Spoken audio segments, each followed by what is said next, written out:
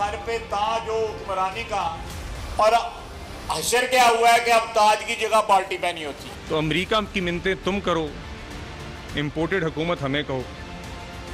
IMF की programme के खिलाफ साजिश तुम करो, इम्पोर्टेड हुकूमत हमें कहो। 4 साल इमरान खान ने इस कौम का बेड़ा गर्क किया और 1 साल जो है वो माशाल्लाह PDM की हुकूमत ने किया। इन दोनों के खिलाफ लोगों में नफरत है।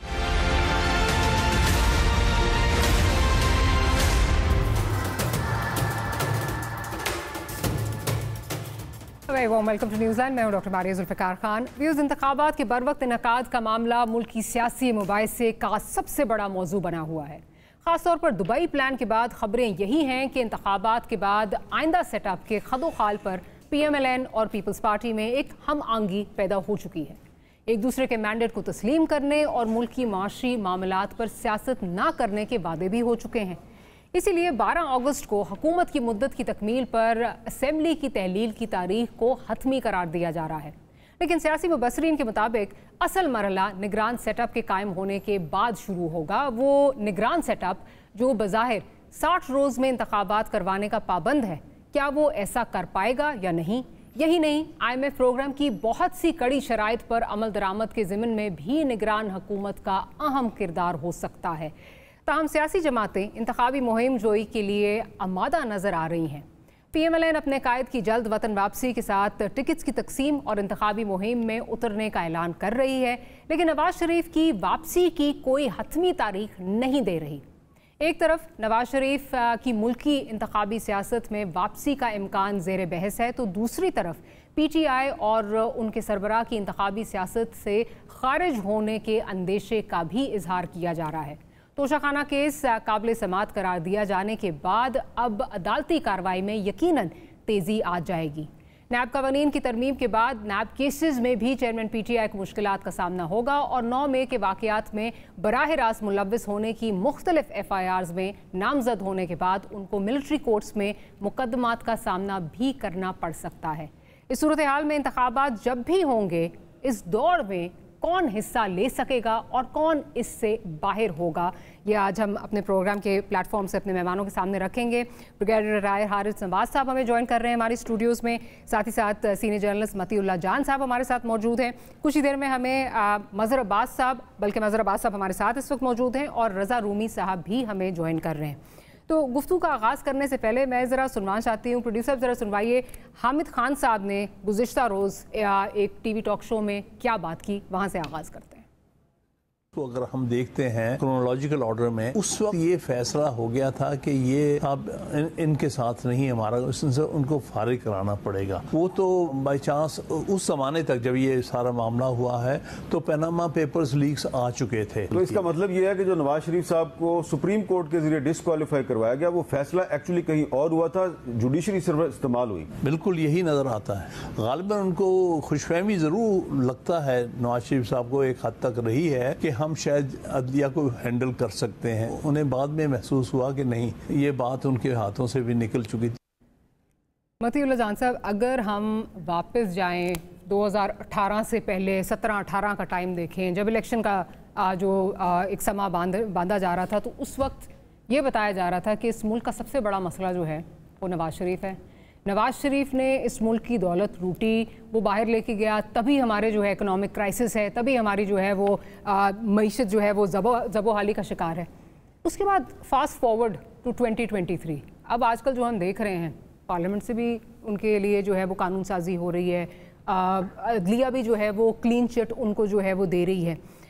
अब इस पूरे को अगर हम एनालाइज करें तो हम क्या समझें कि उस वक्त कौम को गुमराह किया गया था? किस तरह देखेंगे आप इसको सबको? देखिए, अब तक तो बहुत से शवाहिद सामने आ चुके हैं, मगर हामिद खान साहब और ऐसे दूसरे शवाहिद से बहुत पहले हम जो कोर्ट रिपोर्टर्स थे, जो कि अदालतों में पनामा केस को बहुत क्लोजली फॉलो करते रहे हैं, हम तो पहले रोज़ से हम ये कह रहे थे कि ये जो बेंच की तश्कील दी गई है और जजेस जिस किस्म के रिमार्क्स दे रहे हैं, ये कोई ट्रायल नहीं है, बल्कि ये मीडिया ट्रायल है। और सुप्रीम कोर्ट में भी जिस तरीके से इन तमाम मामलात को चलाया गया, तो वो एक कॉन्स्टिट्यूशनल कुछ इश्यूज़ थे, पनामा बेंच के हवाले से और फंडामेंटल राइट्स के मामलात थे कि किस तरीके से सुप्रीम कोर्ट 1843 के तहत फंडामेंटल राइट्स के नफाज के नाम पे ये जो इंटरनेशनल ख़बरें हैं, पनामा पेपर्स लीक हुए हैं, इनका नोटिस लेकर इसके ऊपर कार्रवाई कर सकती है। दूसरा ये सवाल था कि क्या सिर्फ नवाज शरीफ और उसका ख़ानदान जो है वो सुप्रीम कोर्ट का फेवरेट था कि उसके मतलब सारी कार्रवाई की जाए, क्योंकि 450 दूसरा बंदा भी था जिनके पनामा पेपर्स में नाम थे। तो इन सारे सवालों को लेके हमारे जितने भी हम लोग कोर्ट रिपोर्टर्स थे जो 26-27 साल से हम कोर्ट रिपोर्टिंग कर रहे हैं, हम उस वक्त भी ये कह रहे थे कि ये सारा सिलेक्टिव प्रोसेस है, ये सारा मीडिया ट्रायल हो रहा है और इसका निशाना सिर्फ और सिर्फ एक शरीफ ख़ानदान है, नवाज शरीफ है, और ये इस्टेब्लिशमेंट की साजिश है।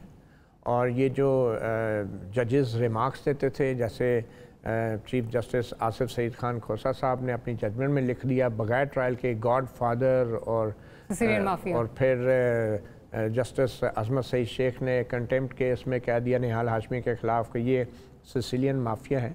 तो ये जजेस जो हैं एक जिसको कहते हैं ना कि चलता पुर्जा जैसे होता है ना, एक आलाकार बन के जो है ये इस किस्म के रिमार्क्स दे रहे थे और एक माहौल बना रहे थे उस बयानिया के हक़ में, जो बयानिया उस वक्त जनरल बाजवा और जनरल फैज़ की जो टीम है वो तरतीब दे रही थी। तो पहले दिन से सबको पता था, और सबसे बढ़ के ये कि एक जज जो अभी भी सुप्रीम कोर्ट में मौजूद हैं, जस्टिस इजाज़ुल हसन, उनको माशाल्लाह से निगरान जज बना दिया गया। और फिर उसके बाद जो वीडियोज़ आई वो एहतसाब अदालत के जज अरशद मलिक की, वो वीडियोज़ जो सामने आई उसमें उन्होंने कहा कि उनको उनकी एक नाजेबा वीडियो दिखा के उनको दबाव में लाया गया, ब्लैकमेल किया गया। फिर उसके बाद आपने देखा कि इस्लामाबाद हाई कोर्ट के एक जज थे जस्टिस शौकत सिद्दीकी साहब, शौकत अली सिद्दीकी साहब ने ये इंकशाफ किया रावलपिंडी बार से खिताब करते हुए कि ये जनरल फैज़ और उनके कुछ अफसरान उनसे मिले बिल्कुल ठीक, और उनसे कहा कि शरीफ ख़ानदान की जो ज़मानतों का मामला इस्लामाबाद हाई कोर्ट में आएगा तो इनको ज़मानतें नहीं देनी चाहिए, वरना हमारी 2 साल की मेहनत ज़ाया हो जाएगी।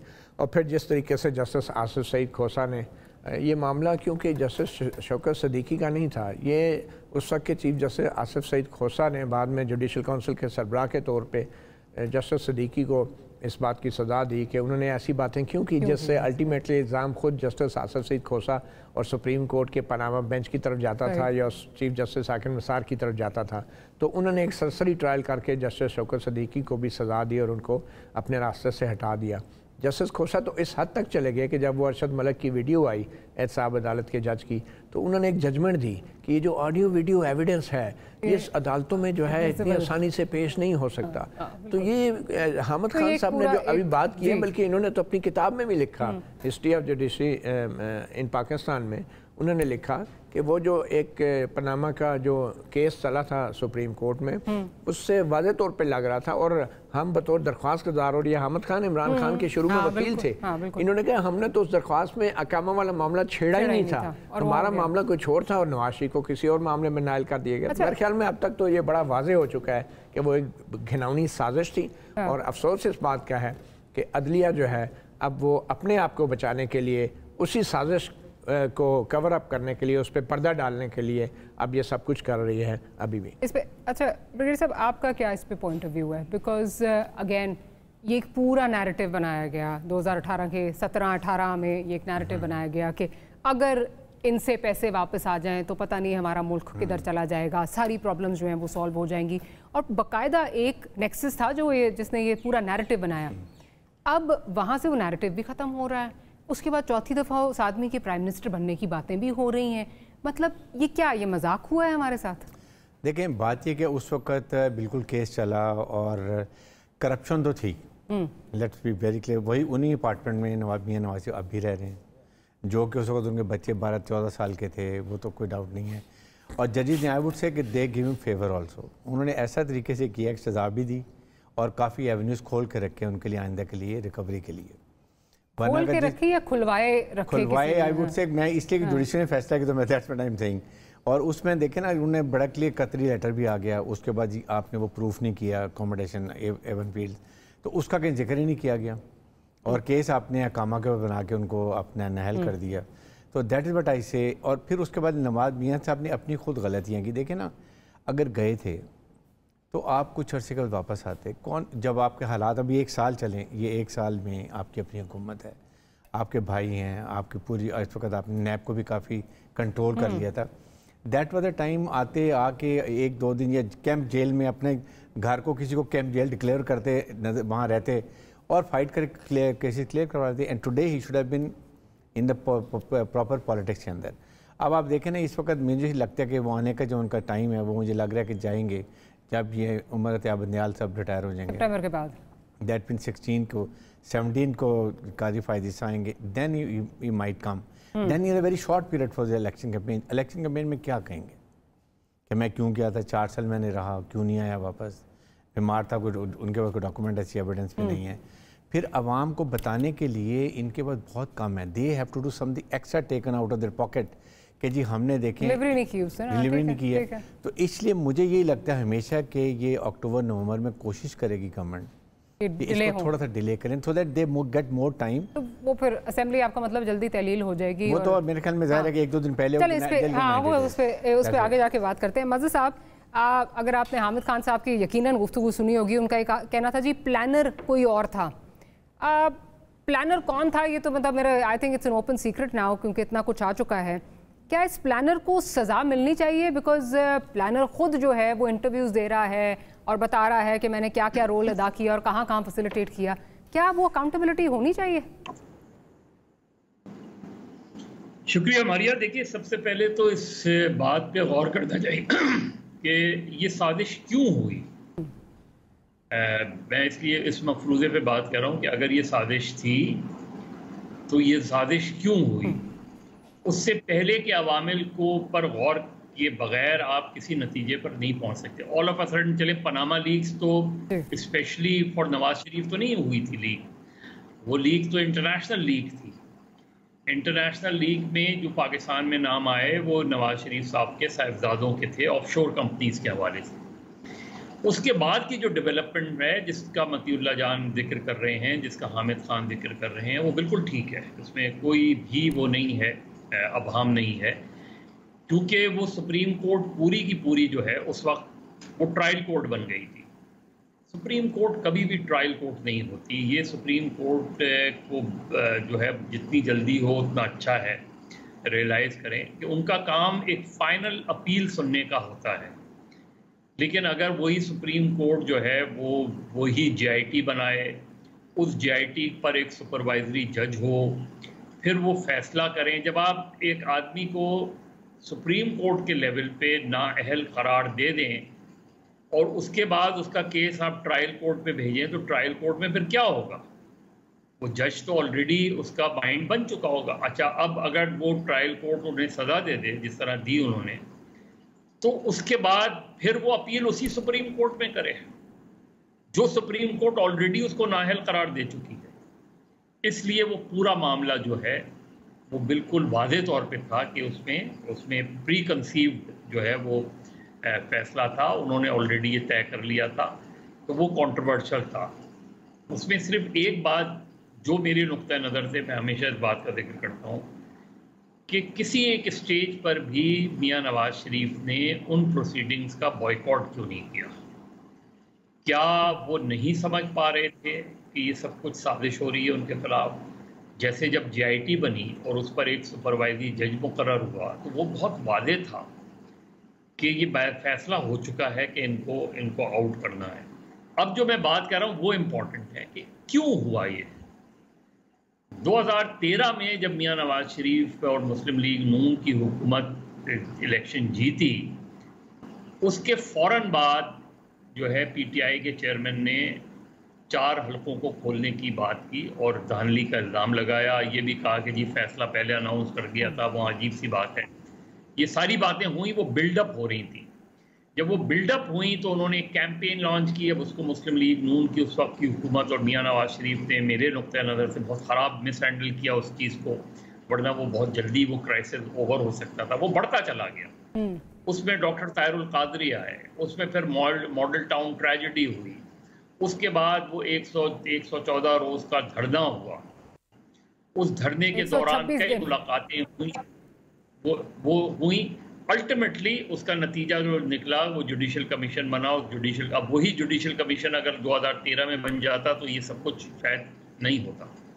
लेकिन जो किरदार हैं इन पूरे सालों में उन किरदारों को इन्वेस्टिगेट करना बहुत ज़रूरी है, उनके बारे में तजज़िया करना बहुत ज़रूरी है, जिनमें जनरल ज़हीरुल इस्लाम का किरदार, जिसमें जनरल पाशा का किरदार, जिसमें जनरल राहील का किरदार, जिसमें जनरल बाजवा का किरदार, जिसमें जनरल फैज़ हमीद का किरदार। आप ये सारे किरदारों का अगर तजज़िया करें तो लगता ये है कि पाकिस्तान की जो सियासत है वो ताबे है इन किरदारों के, और उसके ऊपर वो जो आला अदलिया है वो मोहर सब्त करती है। और ये जो हमारे यहाँ ये नैरेटिव हमें सिर्फ मौजूदा सूरत हाल में थोड़ा सा फ़र्क नज़र आता है, यहाँ ये नज़र आता है कि अदलिया का रवैया थोड़ा सा मुख्तलिफ है उस मादी के रवैये से।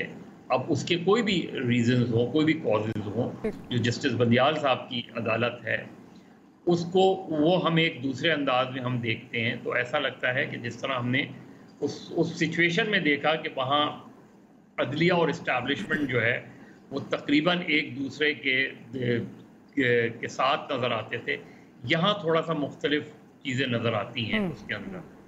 तो मेरा ख्याल है हमारी जो जितनी भी जो सियासी क़ुव्वतें हैं उनको भी, अदलिया को भी और इस्टेब्लिशमेंट को भी, उनको अपने अपने अपने अपने रवैयों पे नज़रसानी की ज़रूरत है, वरना पाकिस्तान की न पॉलिटिक्स आगे बढ़ सकती है, न पाकिस्तान की पॉलिटिक्स में स्टेबिलिटी आ सकती है, ना इकोनॉमिक स्टेबिलिटी आ सकती है, और जो इदारे हैं उनका जो नाम है और उनका जो किरदार है वो इंतहाई मुतनाज़ा होता जा रहा है। ठीक, अच्छा रज़ा की तरफ चलती है। रज़ा, बिल्कुल ठीक कहा मज़हर साहब ने, नज़रसानी इदारों को सबको जो है वो करनी चाहिए, लेकिन क्या हम इसी पे जो है वो चलते जाएंगे कि नज़रसानी इंट्रोस्पेक्शन जो है वो सब करें और अकाउंटेबिलिटी किसी के ना हो? मज़हर साहब ने काफ़ी सारी एक लंबी फहरिस्त जो है वो जनरल्स की जो है वो गिनवाई, जिनका अपना किरदार एक रहा है, जिनके बारे में जो है वो अगेन कुछ तो खुद अपने लिए जो है वो खुद अपनी एक वो एक्नॉलेजमेंट जो है वो करते रहे।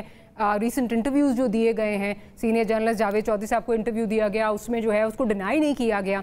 उसके बाद जो हालात 9 मई के बाद डेवलप हुए हैं, इन दैट पर्सपेक्टिव जो प्रेस रिलीज़ आई कि जी बहुत सारे लोगों ने जो है वो जिसने भी जो है वो इदारे को और मुल्क को जो है वो नुकसान पहुंचाने की कोशिश की, उसको कैफरे किरदार तक ले जाया जाएगा, और उसमें बहुत सारे नाम भी आए, नाम तो नहीं मतलब उसमें अफसरों का तस्करा जो है वो हुआ। तो ऐसे में आपको लगता है कि वो अकाउंटेबिलिटी जिसका हम सोचते हैं कि होनी चाहिए वो होगी?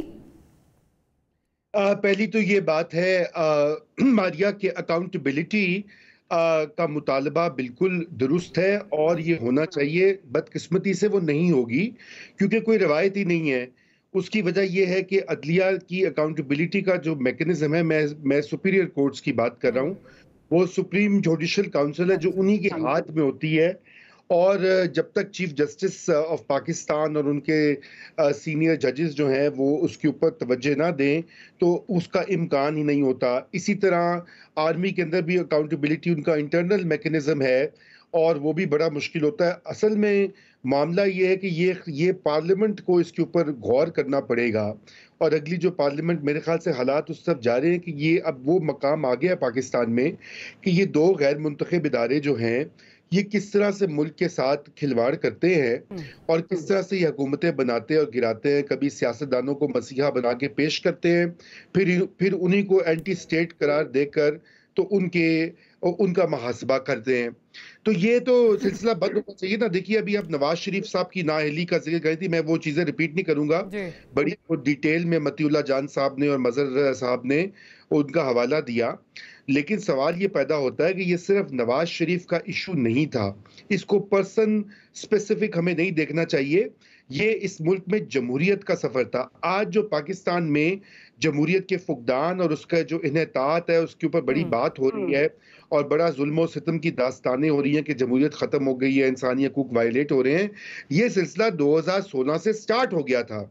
ये उसका मंतकी अंजाम हम देख रहे हैं 6-7 साल के बाद, जिस तरह से यहाँ पे सियासी इंजीनियरिंग करके और एक मुंतखब वज़ीर आज़म को अदालती तरीके से निकाला गया। इससे पहले 58(2)B थी आइन में, जिसके तहत सदर पाकिस्तान और इस्टेब्लिशमेंट मिलके वज़ीर आज़म को फारिग करते थे। 4 को उन्होंने फारिग किया 1990s की दहाई में, और अब वो जब वो शिक खत्म हो गई तो उन्होंने कहा ओ ये तो बड़ा मसला हो गया। अब उन्होंने फिर ये कहा कि चलो भाई भाई मिलकर, बड़े भाई ने छोटे भाई से कहा अब तुम्हारे पे ये फरीजा आ गया है, तो पहले यूसुफ रजा गिलानी को चलता किया, एक बिल्कुल ही फ्रिवलस और सिली केस में, और फिर नवाज शरीफ को एक बिल्कुल टेक्निकल केस में वो केस और इस तरह से उसको फारिग किया और इस तरह की सजा दी जो कानून में ही दर्ज नहीं है, यानी किसी कानून में नहीं लिखा। मैंने बड़ा उस वक्त भी तलाश किया, खुद रीडिंग की, पूछा लोगों से कि कोई ताहयात नाअहली का कोई कानून मौजूद है क्या, उसकी कोई प्रेसिडेंट मिलता है क्या, नज़ीर मिलती है किसी और जुरिस्डिक्शन में? तो मेरे ख्याल से किसी बनाना रिपब्लिक में भी ये कानून नहीं होता, लेकिन इस मुल्क की सुप्रीम कोर्ट ने किया। जिन जज साहिबान ने किया उनमें से अक्सर जो है वो उनको किसी ने नहीं पूछा, कुछ तो भी सर्व भी कर रहे हैं। तो बात ये है कि ये जो किया गया, ये इस मुल्क को डिस्टेबलाइज किया गया इतनी बुरी तरीके से कि आज पाकिस्तानी जो है हर साल उसकी फीकस आमदनी कम हुई है, 40% इन्फ्लेशन है, $1 अरब $2 अरब के लिए हम भीख मांगते फिरते हैं। IMF से मुल्क उस वक्त 6% तरक्की पे था, 2016-17 की मैं बात कर रहा हूं, और सीपेक चल निकला था। तो क्या हुआ कि ये सब कुछ ये करना पड़ा। ये अवामिल की बात की थी मज़हर साहब ने, बिल्कुल मैं भी उन्हीं पे गौर करना चाहता हूं, उन्हीं अवामिल पे, और अवामिल बड़े वाजे थे और खुल के बात करनी चाहिए, जो कि अब रिकॉर्ड पे आ चुकी है कि जनरल राहील शरीफ एक्सटेंशन चाहते थे, उनको एक्सटेंशन नहीं मिला, नहीं दी गई। उसके बाद जो नए चीफ आए, उनके सक्सेसर, उन्होंने कहा कि भाई यहाँ तो कोई एक्सटेंशन का चांस ही नहीं है, स्कोप ही नहीं है, क्योंकि नवाज शरीफ ने तो ये करना नहीं है, इसलिए इसको तो जरा ठिकाने लगाओ और रस्ते से फारिग करो और आके मुल्क की बागडोर संभालो। अब वो किया गया। फिर आपने देखा, मैं ये बात इसलिए कह रहा हूँ कि वो बात हुई और आपने देखा कि सब पार्टियों ने साहब उसके बाद सब पार्टीज ने बगैर पढ़े जो है वो एक मिनट में नहीं लगाया और वो जो उस पे जो है वो वोटिंग कर ली। लेकिन मारिया ये कहानी खत्म ना हुई। फिर इमरान खान को भी गिराया गया। वो और बात है कि आईनी तरीकाकार अपनाया गया, लेकिन गैर आईनी चीज नहीं थी, वो तो बिल्कुल ही गैर कानूनी। बट कहीं ना कहीं आपको लगता है कि हिस्ट्री इज रिपीटिंग इटसेल्फ। मैं इस पे आती हूँ, एक छोटी सी ब्रेक लेनी है रजा, एक छोटी सी ब्रेक लेती हूँ, ब्रेक के बाद हाजिर होते तो गुफ्तगू को यहीं से कंटिन्यू करेंगे।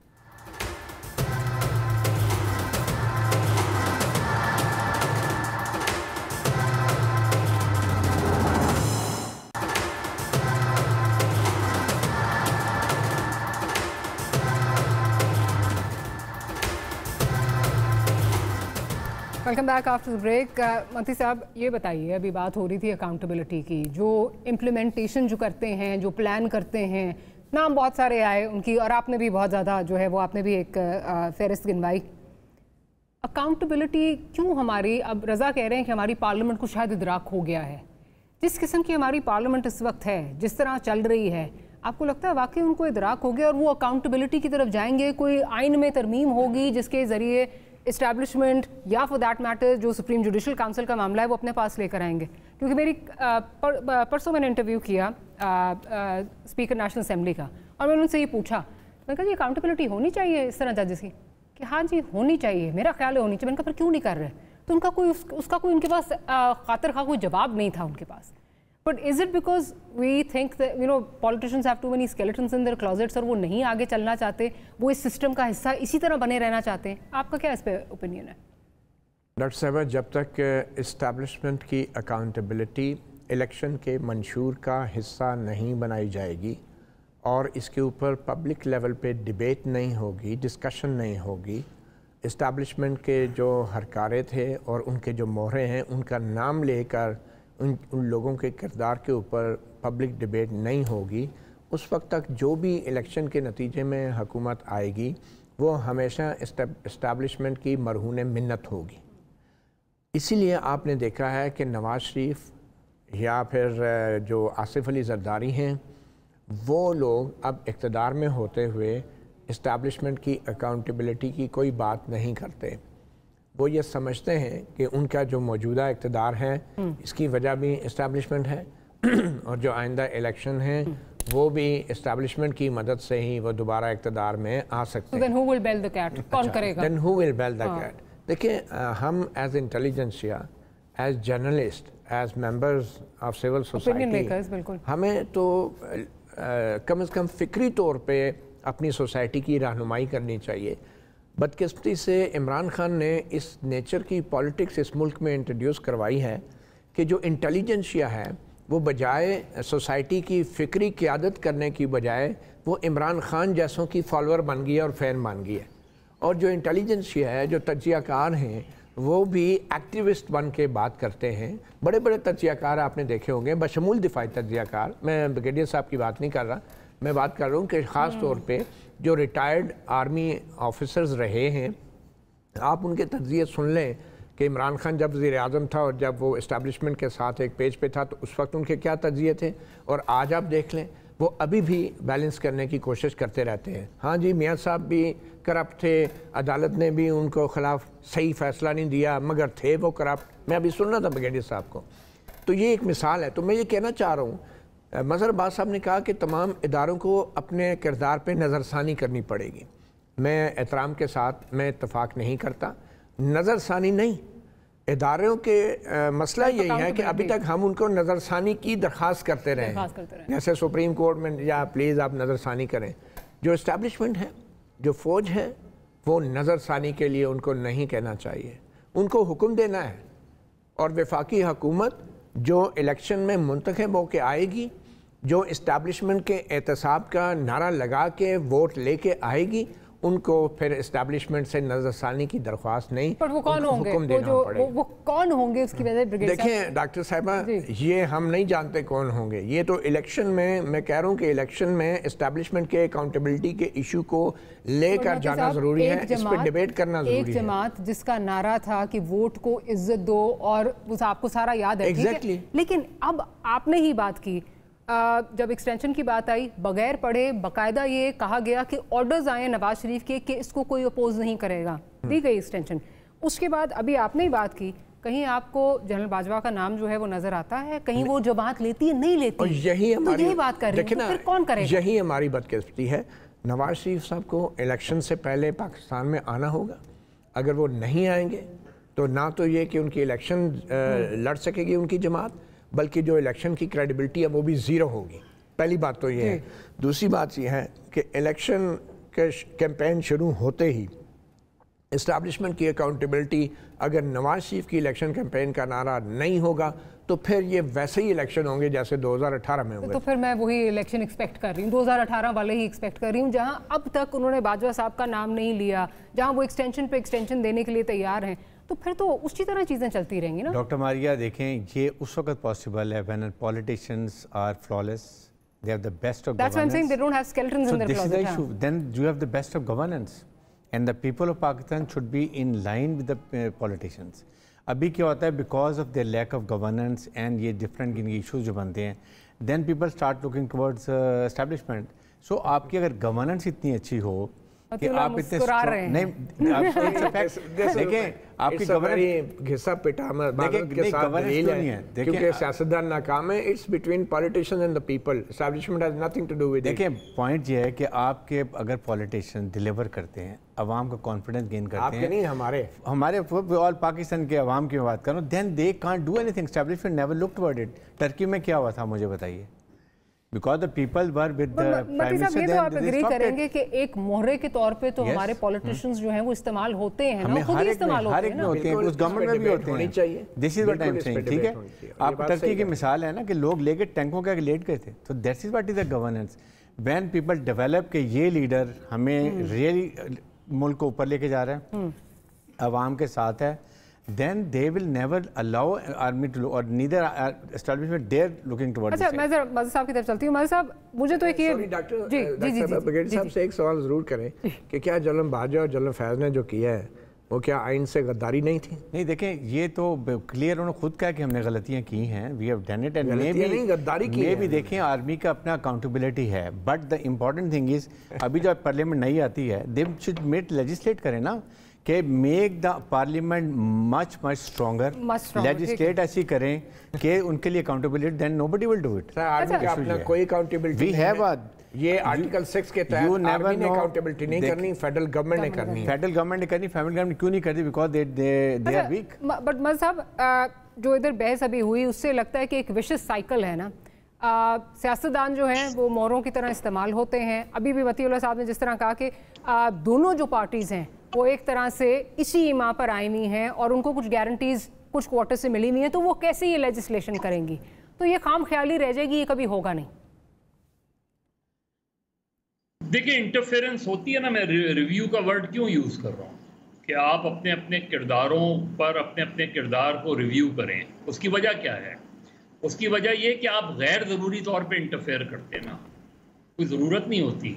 अब मुझे ये जो सूरत हाल है इसको हम बहुत लंबी बहस यहाँ नहीं कर सकते कि ये जो सियासी किरदार हैं जिनके बारे में कहा जाता है वो क्यों इस्तेमाल हो जाते हैं।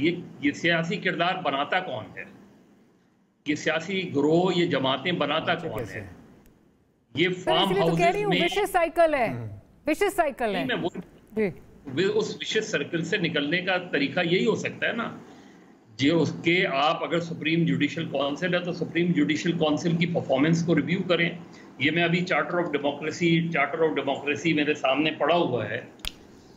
इसमें लिखा हुआ है to replace politically motivated NAB with an independent accountability commission whose chairman shall be appointed by PM in consultation with the leader of the opposition and confirmed by joint parliamentary committee with 50% from treasury and 50% from opposition।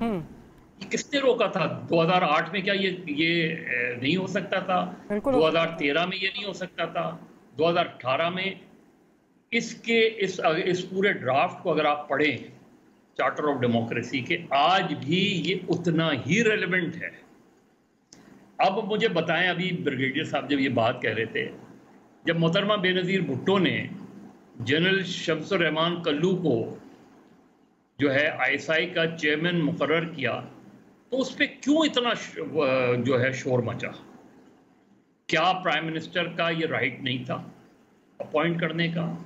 उसके बाद हम देखते हैं जब general Musharraf पे case बना तो अदालत में पेश करने से पहले ही उनको हॉस्पिटल पहुंचा दिया गया। क्या कभी किसी ने बुला के इस चीज़ पर कार्रवाई की उनकी? क्या विद इन द इस्टेब्लिशमेंट उनके खिलाफ कोई कार्रवाई हुई? जब हम कह रहे हैं कि उनका एक अपना इंटरनल अकाउंटेबिलिटी मैकेनिज्म है बिल्कुल, तो मुझे बताएं उस इंटरनल अकाउंटेबिलिटी मैकेनिज्म में क्या इस एक्ट के ऊपर कार्रवाई नहीं होनी चाहिए थी? ये वो सारी चीज़ें हैं। इसी तरह अदलिया उठा लें आप, पर्सनल मीटिंग्स करते हैं, पर्सनल जो है उनके इन्फ्लुएंस होता है, ज़ाती कोई अगर साकिब निसार साहब का किसी ज़माने में मुस्लिम लीग से या मियाँ साहब शरीफों से कोई मामलात थे, उसका बदला जब वो चीफ जस्टिस बन जाते हैं तब नज़र आता है। Justice Khosa otherwise a very well learned जज, उनके ऐसा लगता है कि ये कहीं जजमेंट में इस तरह के एक्सप्रेशंस आते हैं कि जहां आप गॉड फादर से आप फैसला करें सीधा किसी के बारे में, आपको उसके बारे में एक्सप्रेशन देने की। यही हमने उस वक्त देखा, मौलवी मुश्ताक, ज़ाती झगड़ा था जिसकी बिना पे उन्होंने डायरेक्टली हाई कोर्ट में भुट्टो साहब का मर्डर ट्रायल उठा लिया, कभी ये नहीं हुआ। तो ये सारे मामलात अगर हम देखें तो आज भी वही 2018 में जो चीज़ हुई, जिस तरह हुकूमत आई गई, उन्हीं मोरों के जरिए 2022 में उनकी हुकूमत ख़त्म कर दी गई। तो सियासी जमातों का इस्तेमाल होना तो एक अपनी जगह है, उसके बारे में हम उनसे पूछते रहते हैं, लेकिन जो लोग इस्तेमाल करते हैं उनके बारे में कब फैसला होगा? वो कब अपने बारे में? बिल्कुल, इंटरनल अकाउंटेबिलिटी क्यों नहीं होती? क्विकली मैंने फिर ब्रेक लेनी है, रज़ा की तरफ जाना है। एक बात तो ये है कि ये जो हम पोलाइटली जो है इस्टेब्लिशमेंट के रोल को डिस्कस करते हैं, एक तो ये चीज़ ख़त्म कर देनी चाहिए। ये पॉलिटिकल इंटरफेरेंस नहीं है, ये कॉन्स्टिट्यूशनल सबवर्शन है, ये आइन से गद्दारी है। और ये लफ्ज़ जब तक हम बतौर इंटेलिजेंसिया बरमला इस्तेमाल नहीं करेंगे तो हम ये एक किस्म का इनकरेज करेंगे। और दूसरी बात यह है, इंटरनल अकाउंटेबिलिटी का जो फ़ौज का मैकेनिज़्म है वो सिर्फ उनकी नौकरी के हवाले से और फौज के अंदर के डिसिप्लिन के हवाले से है। हुकूमती मामलात, हुकूमतें गिराने और बिगाड़ने का जो मामला है वो इंटरनल अकाउंटेबिलिटी में नहीं आता, वो फेडरल गवर्नमेंट उसके ऊपर कार्रवाई कर सकती है। After the break on that note एक छोटी सी ब्रेक लेते हैं और फिर रजा की तरफ जाऊंगी ब्रेक के बाद। Will be right back.